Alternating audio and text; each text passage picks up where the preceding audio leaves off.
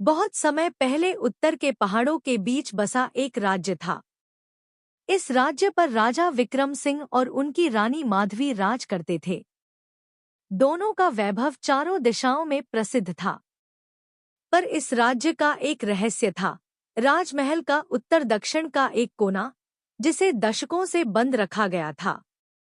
कहा जाता था कि उस हिस्से में किसी प्राचीन श्राप की छाया है। राजा अक्सर उस जगह का नाम लेते हुए कहते, यह सब अंधविश्वास है रानी। हम राजसी लोग हैं, हमें किसी भूत प्रेत से भय नहीं। लेकिन रानी माधवी का हृदय अनजानी दहशत से कांप उठता। जब भी रात में ठंडी हवाएं बहती, महल की दीवारें उस कोने से अजीब सी कराहने लगती। एक दिन महल में अचानक सेवकों की चीख सुनाई दी। सब दौड़े तो देखा कि एक दासी बेहोश पड़ी है। होश आने पर उसने बताया, मैंने परछाई देखी, लंबी सी काली परछाई। उसकी आंखें अंगारे जैसी लाल थी। राजा ने इसे दासी की कल्पना मानकर नजरअंदाज कर दिया।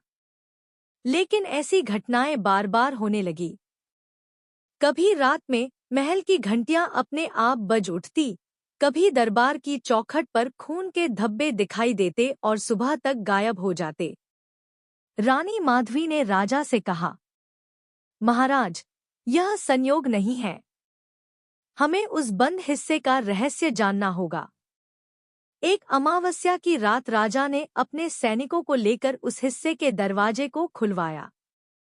लोहे का भारी दरवाजा जंग खा चुका था। जैसे ही दरवाजा टूटा, भीतर से सड़ांध और ठंडी हवा का झोंका आया। अंदर अंधेरा था, मशालें जलाई गईं। दीवारों पर अजीब सी आकृतियां बनी थी।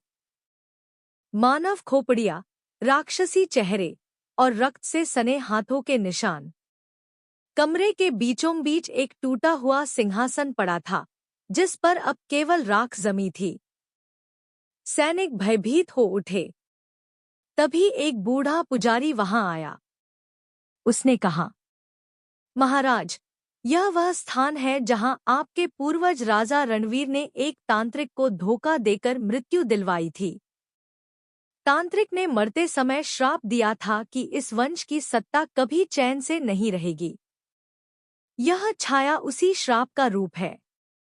रानी माधवी ने उसी रात एक भयावह सपना देखा।